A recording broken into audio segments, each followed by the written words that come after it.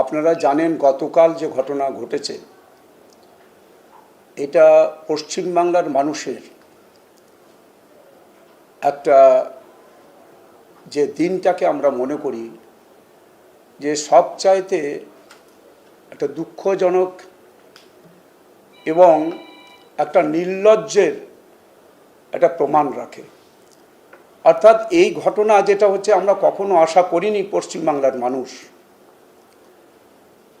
আজকে আমাদের দেশের মহামহিম রাষ্ট্রপতি শুধু পশ্চিমবাংলার না, সারা দেশের 140 কোটি মানুষের যিনি হচ্ছেন প্রথম সারির এবং আমাদের দেশের 1 নম্বরের ব্যক্তি,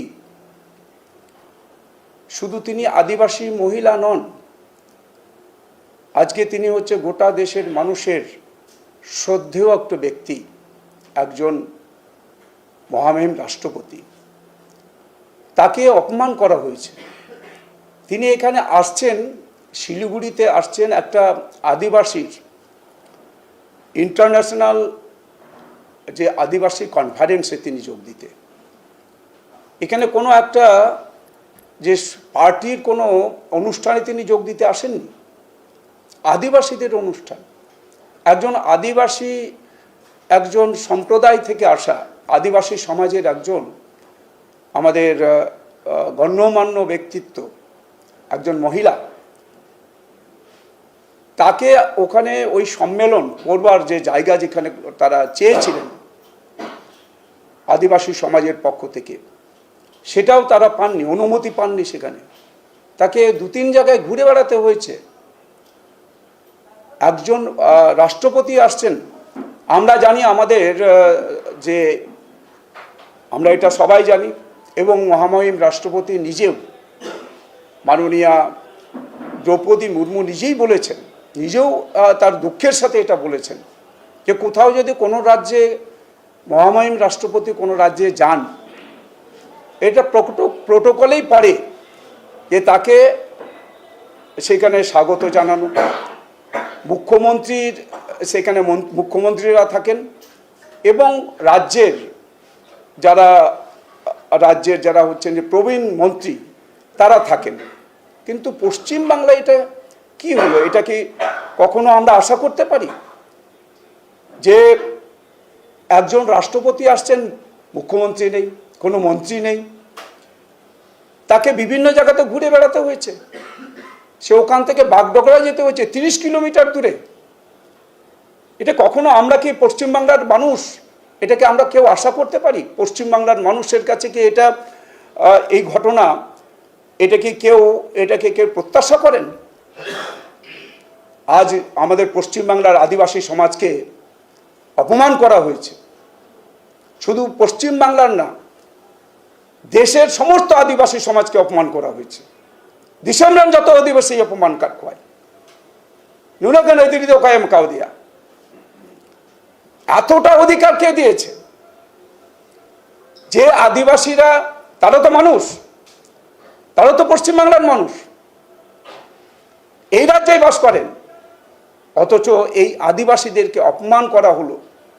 আদিবাসী সম্প্রদায় থেকে আসা একজন মহিলা, আমাদের পশ্চিমবাংলার একজন মা, পশ্চিমবাংলার একটা মেয়ে, আমাদের রাজ্যের, আমরা জানি আমাদের রাজ্যের সাথে দীর্ঘদিনের সম্পর্ক। আমাদের মাননীয়া দ্রৌপদী মুর্মু, আমাদের যে মহামহিম রাষ্ট্রপতি, পশ্চিমবাংলার সাথে তার অনেক দিনের সম্পর্ক। তিনি অনেকবার আসেন এখানে। পাশের রাজ্যে আমাদের উড়িষ্যা রাজ্য থেকে তিনি জন্মগ্রহণ করেন। আমরা তো একসময় আমরা পশ্চিমবাংলা, উড়িষ্যা, বিহার একসঙ্গেই তো আমরা ছিলাম। অথচ একজন মহিলা, একজন হচ্ছে মেয়ে, উনি তো বলেন বাংলার মেয়ের কথা, অনেক কথা বলেন এখানকার মুখ্যমন্ত্রী, বাংলার মেয়ে। আজকে বাংলার পার্শ্ববর্তী রাজ্যের মেয়ে, তাকে অপমান করা হয়েছে। এই লজ্জা কোথায় রাখা যায়? মাথা হেট করে দিয়েছে পশ্চিমবাংলার মানুষের। পশ্চিমবাংলার আদিবাসীদেরকে অপমান করেছে। দেশের 12 কোটি আদিবাসী, এই 12 কোটি আদিবাসীকে অপমান করেছে। দেশের 140 কোটি মানুষ, তাদের অপমান করেছে। এই লজ্জা রাখার জায়গা আমাদের নেই। নির্লজ্জ একজন মুখ্যমন্ত্রী, নির্লজ্জ একটা হচ্ছে পশ্চিমবাংলার তৃণমূল কংগ্রেস, এরা রাজনীতি দেখছেন। উনি বলছেন এটা রাজনীতির, কোথায় এখানে তার মিল পেলেন তিনি? এটার সাথে কি রাজনীতি আছে? এটা আদিবাসীরা, তারা একটা দেশের সমস্ত আদিবাসীদের নিয়ে, তারা অন্য দেশেরও কিছু আদিবাসীদের নিয়ে এখানে সম্মেলন করলেন তাদের সামাজিক বিষয় নিয়ে। সেই সম্মেলনে একজন মহামহিম রাষ্ট্রপতি আসবেন, তাকে অপমান করা হলো, তাকে বিন্দুমাত্র তার প্রতি যে একটা সম্মান দেখানো, সেটাও দেখানো হলো না, অসম্মান করা হলো।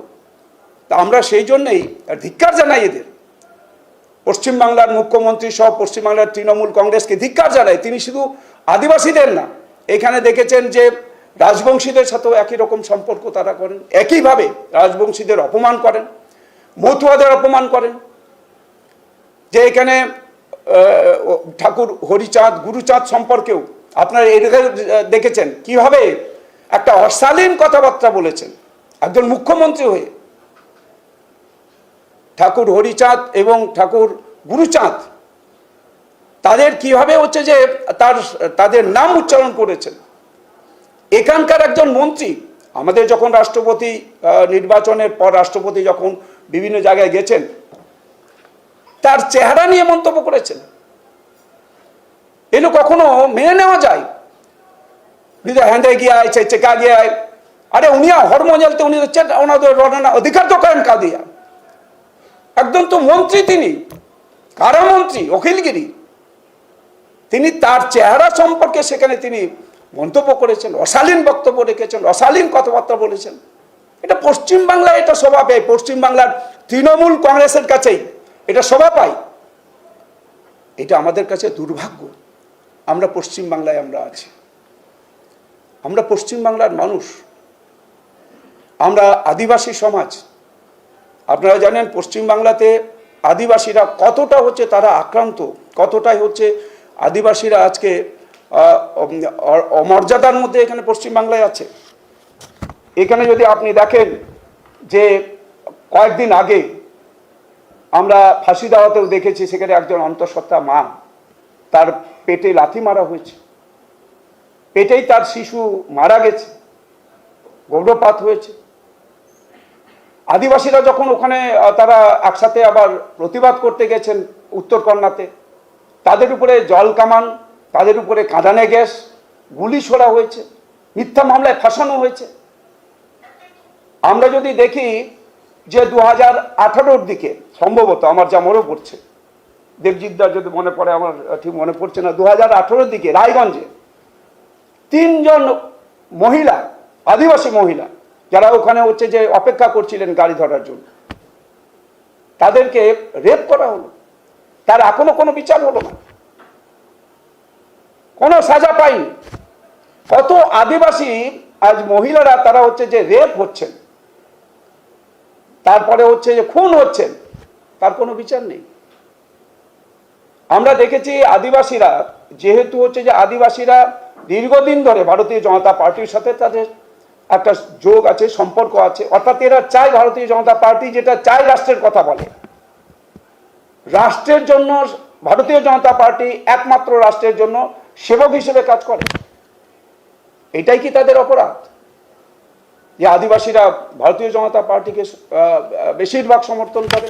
আপনি যদি সব জায়গায় দেখেন যে আদিবাসী অধ্যুষিত এলাকাতে, সেখানে দেখবেন আদিবাসীরা সরাসরিভাবে ভারতীয় জনতা পার্টির সমস্ত প্রার্থীদের তারা ভোট দেন।